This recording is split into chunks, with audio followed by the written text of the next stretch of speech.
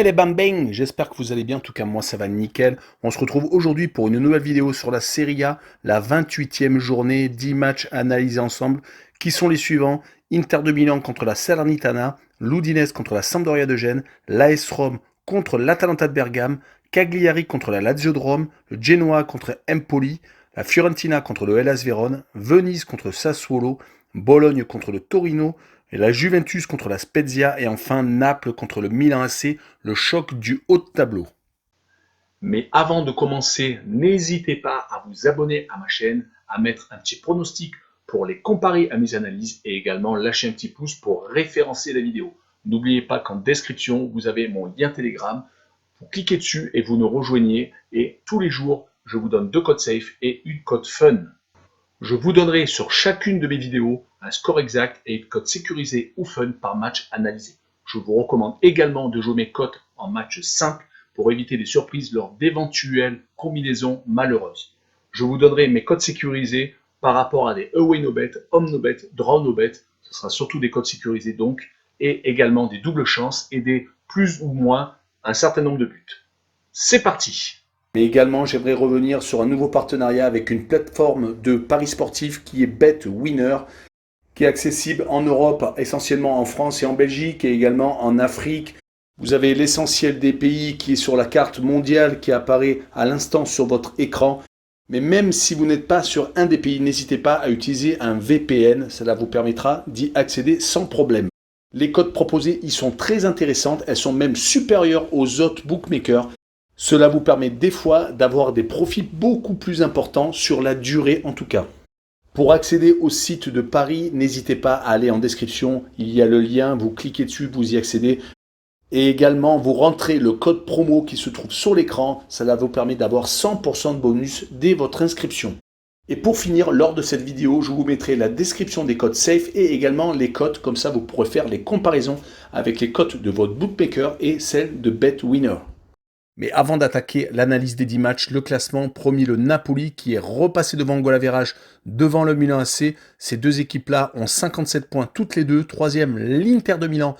Deuxième avec 55 points, donc 2 unités de retard. Quatrième, la Juventus qui a 50 points, qui n'est plus si loin que ça, qui peut peut-être profiter de la fin de saison pour se rapprocher au maximum de la tête. Cinquième, l'Atalanta de Bergame avec 47 points mais un match en retard qui peut donc revenir à la hauteur de la Juventus. Sixième, l'AS Rome 44 unités. Septième, la Lazio de Rome 43 points. Et huitième, la Fiorentina 42 mais avec un match en retard. En fin de classement, 16e la Spezia avec 26 unités, 17e Cagliari 25 points, 18e Venise avec 22 unités mais un match en retard. 19e, le Genoa avec 17 points et 20e et dernier, la Salernitana avec 15 unités mais 2 matchs en retard. On attaque avec l'Inter de Milan 3e qui reçoit la Salernitana dernier.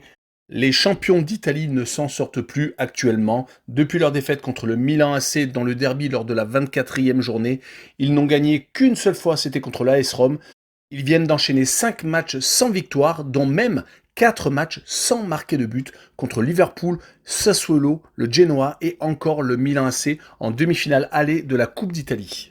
Il va vraiment falloir redresser la barre contre le dernier de la Serie A car le calendrier qui suit ne va pas être extraordinaire pour eux. Ils vont se déplacer à Liverpool en 8e de finale retour de la Ligue des Champions. Ils vont bientôt également recevoir la Fiorentina qui est actuellement très en forme et aller à la Juventus de Turin où ils peuvent très bien perdre tous leurs espoirs de renouveler le titre de la saison dernière. On notera que sur les 4 derniers matchs à domicile, toutes compétitions confondues, ils sont tout de même sur 3 défaites et une seule petite victoire. Ils reçoivent Salerne, qui est dernier du classement, qui est quand même assez bien parti pour aller en série B. Ils ont perdu leur capitaine Franck Ribéry, qui a été victime d'un accident de la route. Espérons pour lui que ça aille beaucoup mieux. Ils sont tout de même sur 4 matchs nuls consécutifs, ce qui est loin d'être mauvais, avec des nuls contre la Spezia, le Genoa, l'AC Milan tout de même. Lors de la 26e journée, ils avaient réussi à accrocher le second de la série à 2 buts partout, et également contre Bologne, 1 but partout lors de la dernière journée. Leur bilan en déplacement est assez famélique, même s'il s'élève tout de même à 2 victoires et quelques petits matchs nuls accrochés à droite et à gauche. Mais mon pronostic sur cette rencontre sera une victoire de l'Inter de Milan, 2 buts à 0. Je ne vois pas une envolée énorme au score. Je vois le moins de 3,5 buts sur la rencontre, une cote à 1,79. On poursuit avec l'Udinese 14e contre la Sampdoria 15e. Le début d'année de l'Udinese a été très compliqué entre matchs reportés pour cause de Covid et également un gros calendrier avec des défaites contre l'Atalanta de Bergame, la Juventus et la Lazio de Rome en Coupe d'Italie, mais ils se sont depuis ressaisis, n'ayant perdu qu'un seul match sur les 5 dernières rencontres, ayant même réussi à accrocher le Milan AC lors de la 27e journée à San Siro, un but partout. On notera également qu'ils ont réussi à accrocher la Lazio de Rome juste avant lors de la 26e journée, prenant leur revanche du 8e de finale de la Coupe d'Italie. Je rajouterai que leur bilan à domicile n'est pas si ridicule que ça, seulement 3 défaites contre l'Atalanta comme je vous l'ai dit un peu plus tôt et également en début de saison contre le Napoli et contre la Fiorentina. Du côté de la Sampdoria, leur classement 15e reflète parfaitement leur saison qui est vraiment très irrégulière. Les succès sont assez rares, 4 à domicile et seulement 3 en déplacement. Actuellement, ils sont un peu mieux chez eux, ayant gagné 2 matchs consécutifs contre Sassuolo et Empoli. Par contre, à l'extérieur, c'est assez catastrophique. 5 défaites consécutives actuellement à Naples, à la Juve, à la Spezia, au Milan AC et à l'Atalanta de Bergame. Certes, quand on écoute leur adversaire, on s'aperçoit qu'ils ont eu un calendrier très important ces derniers temps quand ils sont hors de leur base. Il va falloir qu'ils se rattrapent contre l'Udinese. Mais je vois une victoire des joueurs locaux, 1-0 et le moins de 2,5 buts sur la rencontre, une cote également à 1,79. Le match suivant est l'AS Rome 6e contre l'Atalanta de Bergame 5e, un match très intéressant à regarder. Comment vont réagir les deux équipes qui ne sont pas dans leur meilleure saison. L'équipe de Mourinho est assez moyenne en ce moment. Sur les 5 derniers matchs, une seule victoire. C'était lors de la dernière journée à la Spezia. Sinon, ils avaient enchaîné 3 matchs nuls et une défaite. Les 3 matchs nuls étaient contre le Genoa, Sassuolo et le Hellas Vérone. Et la défaite était à l'Inter de Milan en quart de finale de la Coupe d'Italie où ils ont été malheureusement éliminés. Cette équipe marche à réaction. Elle avait très bien commencé la saison, mais malheureusement, elle a eu quelques trous d'air. Elle est tout de même qualifiée pour les 8e de finale de la Ligue Europa Conférence où elle va jouer contre le Vitesse à Arnhem, où elle a vraiment quelque chose à jouer ou voire peut-être gagner le trophée. On notera que leur bilan sur les 6 derniers matchs, toutes compétitions confondues, n'est pas extraordinaire. Ils ont 2 victoires, 3 nuls et une défaite. Ils ont donc lâché malheureusement énormément de points. Ils vont rencontrer l'Atalanta de Bergame qui fait partie des équipes les meilleures en déplacement, qui n'a malheureusement pas brillé par sa régularité ces derniers temps, mais qui reste sur 2 grosses victoires à l'Olympiakos en 16e de finale, retour de la Ligue Europa, où ils viennent d'ailleurs de se qualifier. Ils vont jouer le Bayer Leverkusen bientôt en 8e de finale, et la grosse victoire également contre la Sampdoria de Gênes, 4-0 lors de la dernière journée. On notera donc leur bilan en déplacement qui est de 9 victoires, 3 nuls et une défaite. Seul le Napoli fait mieux, mais ils ont un match en plus. Je rajouterai que hors de leur base contre les gros, ils n'ont pas été si ridicules que ça, faisant match nul contre l'Inter de Milan et la Lazio de Rome et gagnant à la Juve et à Naples. Je les vois donc s'imposer 2-1 à l'AS Rome et je vois la double chance N2 avec une cote à 1,54. Le match suivant est Cagliari 17e contre la Lazio de Rome 7e. Les Sardes sont peut-être en train de se sauver, ils n'ont plus perdu depuis le 8e de finale de la Coupe d'Italie le 19 janvier contre Sassuolo. Ils ont enchaîné 3 matchs nuls contre la Fiorentina, Empoli et le Napoli et 2 victoires en déplacement à l'Atalanta de Bergame et contre le Torino. Si on rajoute les 2 victoires en début d'année 2022 contre la Sampdoria de Gênes en déplacement et contre Bologne, ils sont sur un bilan donc sur cette nouvelle année de 4 victoires, 3 nuls et une défaite. Quasiment sur le parcours d'une équipe européenne. Ils rencontrent la Lazio qui vient de perdre quelques objectifs comme la Ligue Europa où ils ont été éliminés par le FC Porto. Ils viennent également de perdre à domicile contre le Napoli 2-1 alors qu'ils menaient 1-0 jusqu'à quasiment la fin du match. Leur qualification pour la Ligue des Champions est également très compromise. Il va falloir faire quasiment un parcours parfait jusqu'à la fin de la saison. On notera qu'à l'extérieur, leur parcours est assez chaotique. Ils avaient eu une bonne période où ils s'étaient imposés à la Salernitana et à la Fiorentina à chaque fois sur les scores de 3-0 mi-janvier, mais malheureusement depuis, ils ont enchaîné 2 défaites consécutives contre le Milan AC et le FC Porto et un match nul à l'Udinese. Je les vois sur ce match-là encore se faire accrocher et faire un but partout. Et je vois le Away No Bet avec le match nul remboursé, 6 victoires de la Lazio en déplacement, une cote à 1,80. On poursuit avec le Genoa 19e contre Empoli 13e. L'avant-dernier est en train de lutter pour ne pas descendre. On peut dire qu'ils se sont ressaisis, mais malheureusement font un gros surplace, car ils viennent d'enchaîner 5 matchs nuls consécutifs. Quand on voit leur adversaire, ce n'est pas si mal que ça. L'Udinese, l'AS Rome, la Salernitana, Venise et l'Inter de Milan. Donc il y a des équipes de haut de tableau et du bas de tableau. C'est assez compliqué pour le Genoa cette saison. Ils n'ont gagné qu'un seul match, c'était lors de la 3e journée en déplacement à Cagliari. C'est dire vraiment la difficulté de cette équipe. Ils foncent donc tout droit vers la Série B, sauf s'ils arrivent à obtenir un résultat contre Empoli, qui est beaucoup moins bien, qui n'a plus gagné depuis le 15 décembre. C'était en Coupe d'Italie au Hellas Vérone. Ils s'étaient une fois de plus imposés hors de leur base.